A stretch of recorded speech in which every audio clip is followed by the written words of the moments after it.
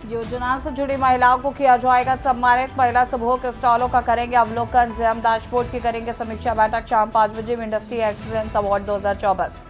उत्तराखंड में रक्षाबंधन पर महिलाओं को सौगात। परिवहन निगम की बसों में मिलेगी फ्री सफर की सुविधा। सीएम दामी के निर्देश पर आदेश जारी। उत्तराखंड में बीजेपी का हर घर तिरंगा अभियान शुरू। 15 अगस्त तक हर घर पर आ जाएगा तिरंगा। बाइक रैली और पदयात्रा भी होगी आयोजित। रुद्रप्रयाग के भीमबली हेलीपैड के सामने पहाड़ से भूस्खलन से मंदाकिनी नदी में बना तालाब। गौरीकुंड से रुद्रप्रयाग तक अलर्ट जारी। सावन का चौथा सोमवार आज परी की पैड़ी पर उमड़ी श्रद्धालुओं की भीड़। तीर्थयात्रियों ने बड़ी संख्या में किया गंगा स्नान। मौसम विभाग ने भारी बारिश का अलर्ट जारी किया। प्रदेश में 6 जिलों में आज भारी बारिश की चेतावनी। मौसम विभाग ने लोगों से सतर्कता बरतने की अपील। आप देख रहे हैं के न्यूज, खबरों का सारथी। नमस्कार, खबर उत्तराखंड में आप सभी का स्वागत है। मैं हूं आपके साथ यशु शुक्ला। रुक करेंगे खबरों का, लेकिन उससे पहले उत्तर प्रदेश के जालौन से आपको बड़ी खबर बता देते हैं।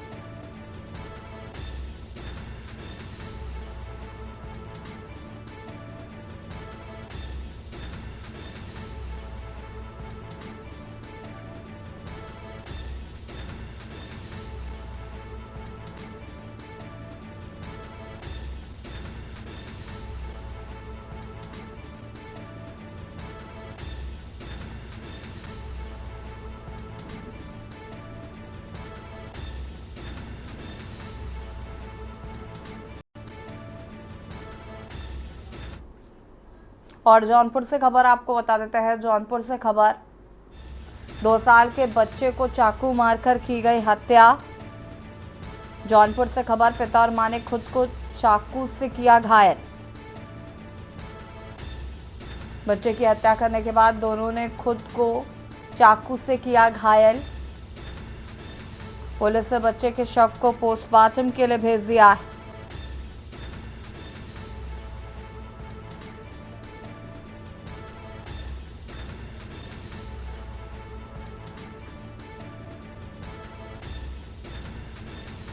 जौनपुर से खबर आपको बता रहे हैं।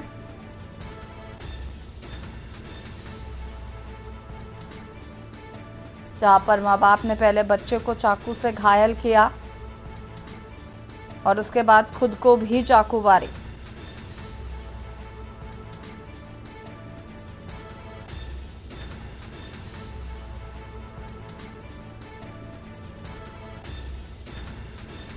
बच्चे की हत्या करने के बाद दोनों ने खुद को भी चाकू से किया घायल। पुलिस ने बच्चे के शव को पोस्टमार्टम के लिए भेज दिया है।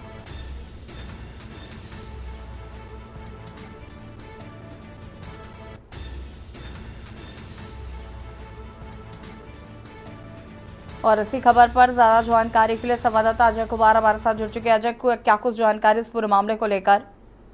जी, आपको बता दें कि नेवरिया थाना क्षेत्र के जेपुरा गांव में जो है एक मां ने अपने 2 वर्षीय बच्चे को जो है निर्मम तरीके से उसकी गला रेत कर हत्या कर देती है। तो विवाद पति पत्नी के बीच में जो है मामूली विवाद को लेकर के कहासुनी होती है। उसके बाद जो है मां ने जो है अपने बेटे के 2 वर्षीय बेटे की निर्मम तरीके से हत्या करती है। उसके बाद पति पत्नी में भी विवाद होने के बाद दोनों घायल हो जाते हैं। दोनों को जो है अस्पताल में जो है एडमिट कराया जाता है। वहीं पुलिस जो है बच्चे को की जो शव को कब्जे में लेकर के पोस्टमार्टम के लिए भेज देती है। जी बिल्कुल, अगर हम पुलिस की बात करें तो उनका क्या कुछ कहना है इस पूरे मामले को लेकर? इस पूरे मामले में अभी जो प्रथम दृष्टयांत जो देखने को मिल रहा है कि वो पति पत्नी में जो है विवाद, अभी बात पूरी क्लियर नहीं हुई कि किस बात को लेकर के विवाद हुआ है, लेकिन विवाद ही जो है प्रथम दृष्टयांत जांच में आ रही है। जी शुक्रिया आपका कॉल, धन्यवाद जानकारी साझा करने के लिए। और बता दें आपको कि यहाँ पर 2 साल के बच्चे को चाकू मारकर उसकी हत्या की गई और उसी की मां ने चाकू से हत्या की है। पिता और मां ने खुद को भी चाकू से घायल किया।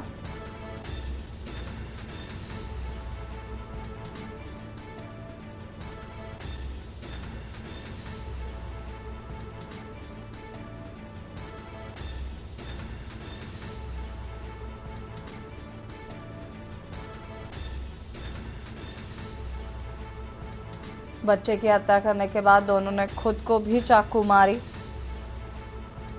पारिवारिक कलह बताई जा रही है बच्चे की हत्या की वजह।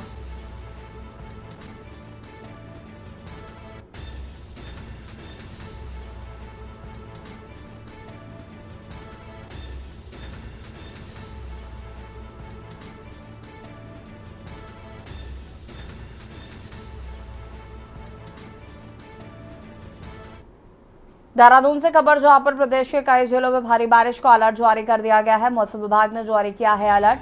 प्रदेश के 6 जिलों में भारी बारिश की चेतावनी जारी की गई है। प्रदेश के 6 जिलों में की गई भारी बारिश की चेतावनी जारी।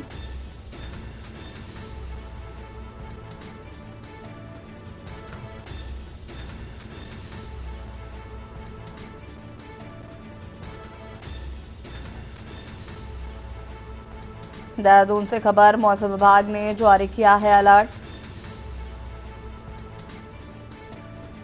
चमोली, बागेश्वर जिले में भारी बारिश की चेतावनी। मौसम विभाग ने लोगों से सतर्कता बरतने की अपील की। पहाड़ी यात्रा से बचें और नदी नालों से दूर रहने की सलाह दी गई है।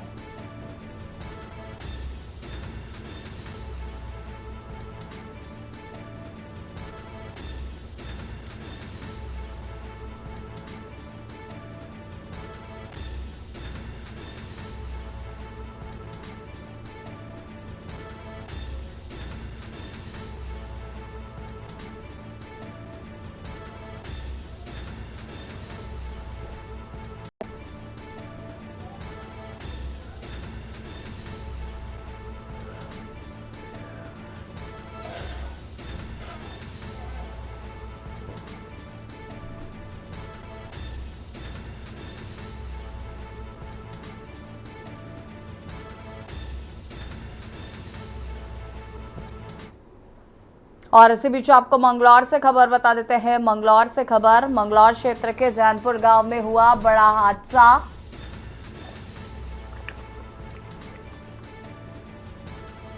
सीवर का स्लैब टूटने से गड्ढे में गिरे 2 मजदूर,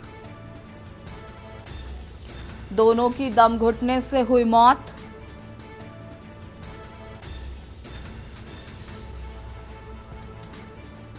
दोनों की दम घुटने से हुई मौत।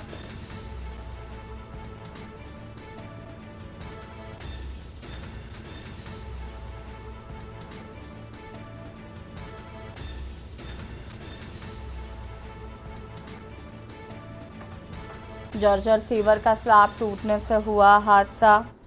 और इसी खबर पर ज्यादा जानकारी के लिए मंगलौर से संवाददाता अकील अहमद हमारे साथ जुड़ चुके। अकील, क्या कुछ जानकारी इस पूरे मामले को लेकर?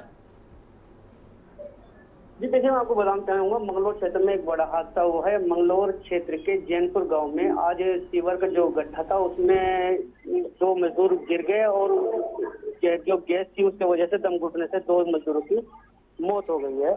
और पुलिस ने दोनों जो शव को पोस्टमार्टम के लिए भेज दिया है। जो सीवर का गड्ढा था वो जो स्लैब था उसके ऊपर वो काफी जर्जर अवस्था में था और जो मजदूर की सफाई करना है, तो जैसे ये मजदूर सीवर के गड्ढे में स्लैब पाए तुरंत वो जो स्लैब था वो टूट गया और मजदूर जो थे नीचे गिर गए। तो ये देख के ग्रामीणों में आकर मच गया, काफी ग्रामीण इकट्ठे, लेकिन तब तक उनकी मौत हो चुकी थी। पुलिस ने दोनों शव को पीएम के लिए भेज दिया है। जी ठीक है, शुक्रिया आपका जानकारी साझा करने के लिए। और बता दें आपको कि यहाँ पर गड्ढे में 2 मजदूर गिर गए।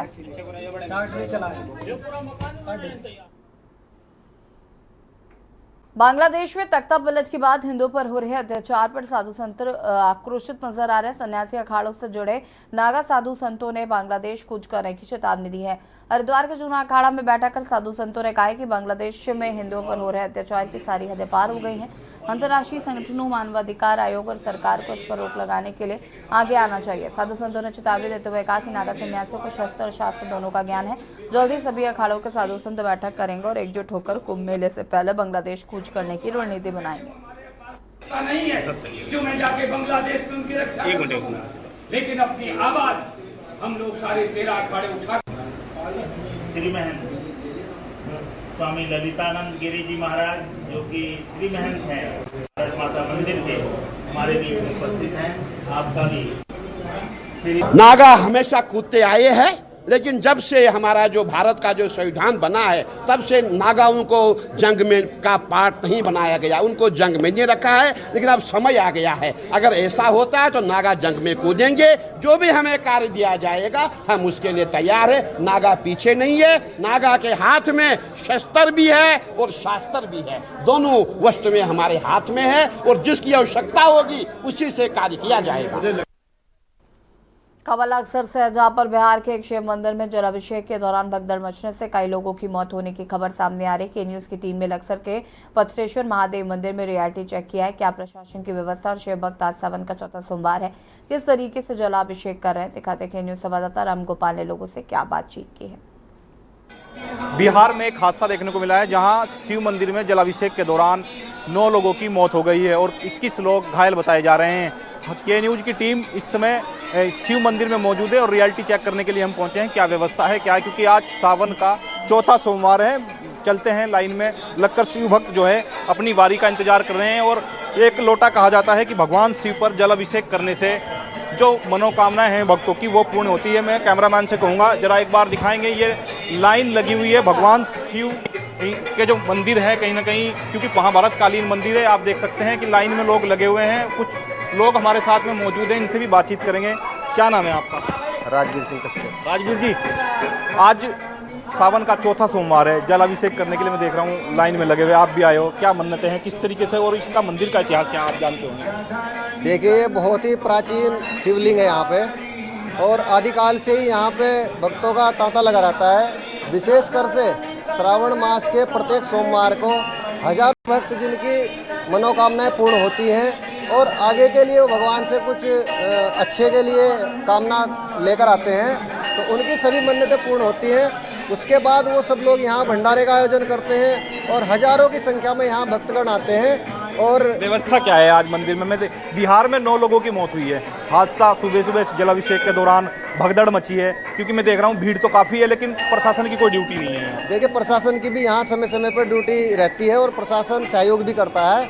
और जहाँ तक यहाँ श्रद्धालुओं की संख्या की बात है, श्रद्धालु काफ़ी संख्या में आते हैं, प्रत्येक सोमवार को आते हैं, प्रत्येक दिन आते हैं, पर उनकी व्यवस्था खुद भी सब लोग यहाँ मिलजुल कर बनाते हैं। तो ये शिव भक्त हैं जो सुबह से ही लाइन में लगे हुए हैं। देख सकते हैं कि जो शिव भक्त हैं वो सुबह से ही लाइन में लगकर अपनी बारी का इंतजार कर रहे हैं और जलाभिषेक कर रहे हैं। साफ तौर पर देखा जा सकता है ये अकेले यानी कि पथरेश्वर मंदिर की बात नहीं है, क्योंकि कहा जाता है भगवान शिव जो है 1 महीना हरिद्वार में ही वास करते, क्योंकि सास ससुर के वचन अनुसार जो है 1 महीना भगवान शिव दक्षेश्वर महादेव मंदिर में रहते हैं। और उसी के बाद कहीं ना कहीं ये भी कहा जाता है कि जो शिव भक्त हैं उनकी संकटों को भी जो है रह करके यहाँ दूर करते हैं। और ऐसे ही यानी कि देहात क्षेत्र में 3 ऐसे शिवालय हैं जहाँ पर भगवान शिव दिन में एक बार अवश्य आते हैं। वो पथरेश्वर मंदिर जहाँ पर हम मौजूद हैं, और चाहे वो पंचलेश्वर मंदिर की बात हो या फिर पथरेश्वर मंदिर, दक्षेश्वर मंदिर, तमाम ऐसे शिवालय हैं जहाँ भगवान शिव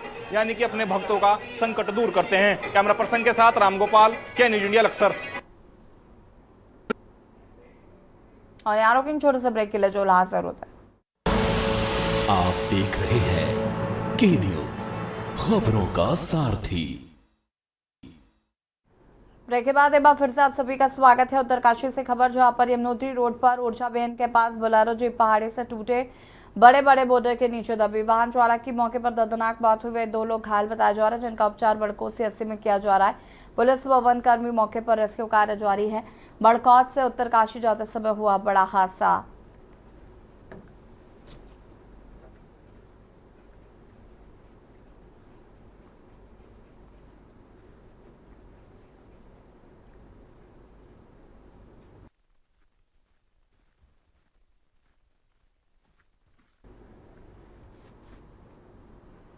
जनपद पौड़ी में बढ़ते अपराधों पर नियंत्रण लगाने के लिए पुलिस जल्द ही कुछ और शातिर अपराधियों की हिस्ट्री शीट खोल सकती है। एसएसपी पौड़ी लोकेश्वर सिंह ने जानकारी देते हुए बताया कि जनपद पौड़ी में वर्तमान में 43 हिस्ट्री शीटर है जिनकी कड़ी निगरानी की जा रही है। साथ ही उन्होंने बताया कि कुछ शातिर अपराधियों को चिन्हित किया गया जिनकी क्राइम हिस्ट्री खंगालने का काम किया जा रहा है।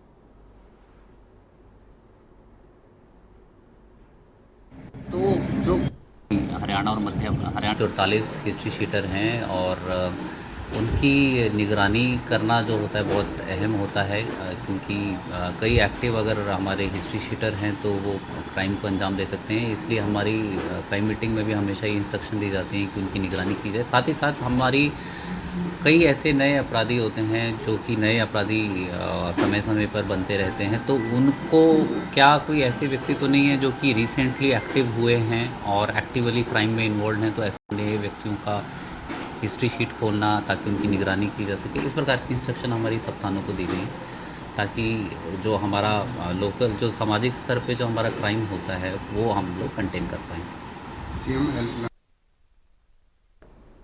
केदार घाटी में आपदा की वजह से क्षतिग्रस्त योजनाओं के निर्माण के लिए एयरफोर्स का चिनूक हेलीकॉप्टर को सरकार ने कुछ और दिन के लिए रोक लिया है। भारी मशीनों को चिनूक के जरिए ही पहुंचाया जा रहा है। दूसरी तरफ MI-17 को विदा कर दिया गया। केदारनाथ में स्वेच्छा से रुके 78 लोगों को भी MI-17 की मदद से गुप्तकाशी सुरक्षित पहुंचाया गया है।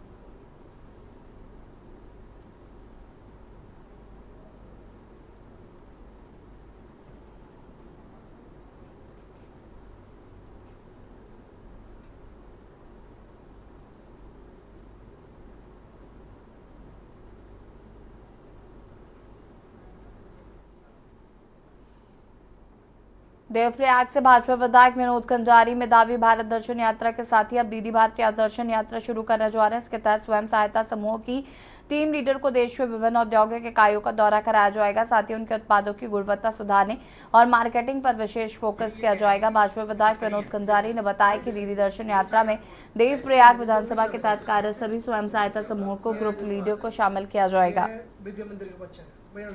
55, 55, 58 मैक्सिमम 58 162 161 करोड़ इतना सुधार हो गया कि तुम देख लो 70 से नीचे 50 से नीचे कुछ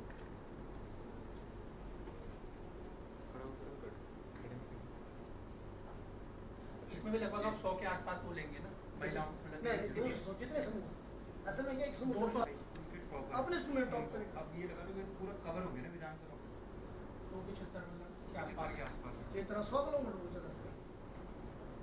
ये कह रहे हैं कि स्कूल 75 ही हैं। देखो मेरा मेन उद्देश्य है कि विद्यालय शिक्षा में मूल जो परिवर्तन किस तरीके से हम कर सकते हैं। सबसे बड़ी बात है कि बच्चों को बहुत ज़्यादा एक्सपोजर इस बात पर मिलता है और मैंने जिस तरीके से बच्चों को देखा, पिछली बार मैं जब दिल्ली बच्चों को लेकर गया था, एक बच्चा पुंडी था, तो जब हम गए तो उसने मुझसे कहा सर मुझे IIT दिल्ली जाना है, देखना है। और IIT दिल्ली हमारे शेड्यूल में नहीं था। फिर मैंने भारत के माननीय शिक्षा मंत्री आदरणीय धर्मेंद्र प्रधान से वार्तालाप की और वो भी बच्चों से, उनका भी कार्यक्रम बच्चों से मिलने का था, तो मैंने उनसे रिक्वेस्ट की, तब बच्चों को हम IIT जो है दिल्ली लेकर गए। तो इसी प्रकार का छोटा सा मेरा प्रयास है और ये तो माननीय मुख्यमंत्री जी ने भी अब सरकारी कार्यक्रम बना दिया है। हर वो ब्लॉक से 5 बच्चे जाएंगे और इसकी घोषणा माननीय मुख्यमंत्री जी मेरे कहने पे ही माननीय मुख्यमंत्री से मैंने अनुरोध किया था, इसके लिए मैं माननीय मुख्यमंत्री जी का धन्यवाद करता हूँ। खबर रुद्रप्रयाग से, जहां केदारनाथ के पैदल यात्रा मार्ग में भीमबली में पूरा पहाड़ की दरक कर मंदाकिनी नदी में गिर गया। नदी का प्रवाह रुक गया जिससे एक तरफ तालाब बन गया है। वहीं जिला आपदा प्रबंधन अधिकारी नंदन सिंह रजवार ने अवगत कराया कि किसी प्रकार का कोई जान माल का नुकसान नहीं हुआ है।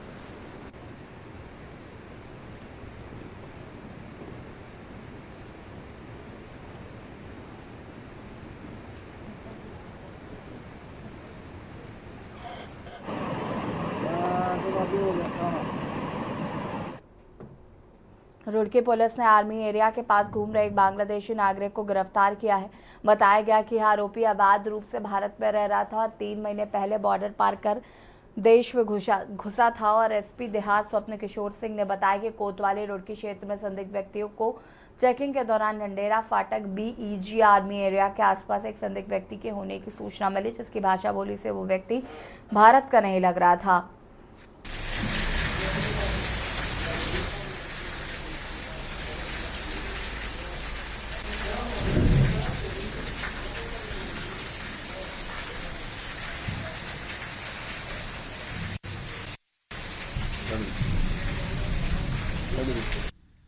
रुड़की कोतवाली क्षेत्र अंतर्गत बीजी आर्मी एरिया के पास एक संदिग्ध व्यक्ति के दिखने की सूचना मिली।